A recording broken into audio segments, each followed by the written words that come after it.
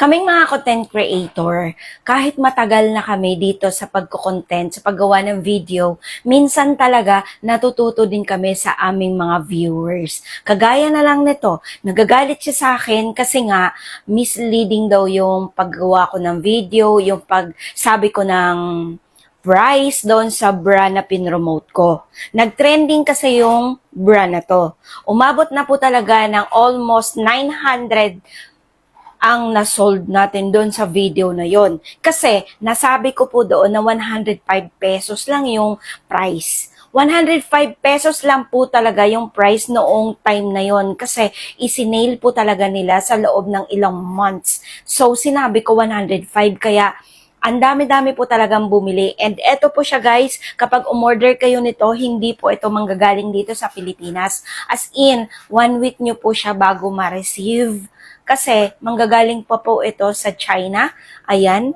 Kaya ganun po yung price niya at pagkatapos ganito yung kanyang quality. Hindi ko alam.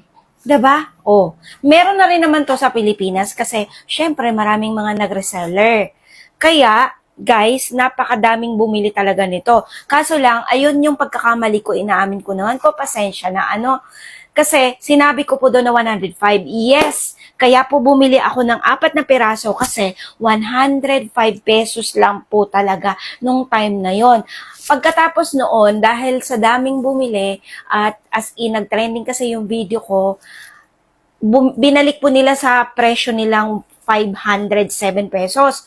Tapos sabi ko, kahit ako nagreklamo ako, bakit naman po after mag-trend yung video ko ay ibinalik nyo sa 507? Yun po talaga yung original price nila. And then, ang sabi nila sa akin, wait lang po ma'am, kasi babalik din po yan. Ibig sabihin nun, nag-return lang po pala sila ng para lumaki yung commission ko kapag may bumili sa 500 plus. So, ayun, bumalik naman ng 200 plus. So, bumaba siya ng bumaba hanggang sa naging 169 ngayon ang bra na to. Nakabili po talaga ako. 4 na peraso sa 105 pesos. Oh, pasensya na po kayo kung nasabi ko po doon. Ito yung natutunan ko doon. Kapag nagka-create ako ng video or nagpo-promote ako ng mga products, hindi ko nasasabihin yung price. Kasi sa market po talaga nagbabago yung presyo.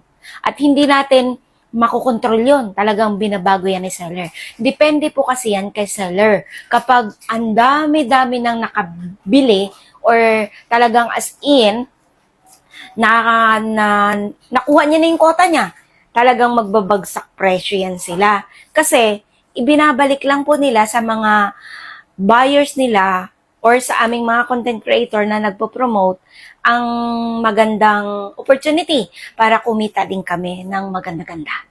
Ganun po yun. Kaya maraming salamat sa mga viewers ko na may natutunan din ako sa inyo. Kaya thank you po sa mga comment nyo. Hindi po ako na-offend sa mga comment nyo. Hindi po ako kailanman nagkaroon ng hate sa mga comment nyo. Mas pinasasalamatan ko pa nga kayo. So, ayun lang. Maraming salamat. Bye!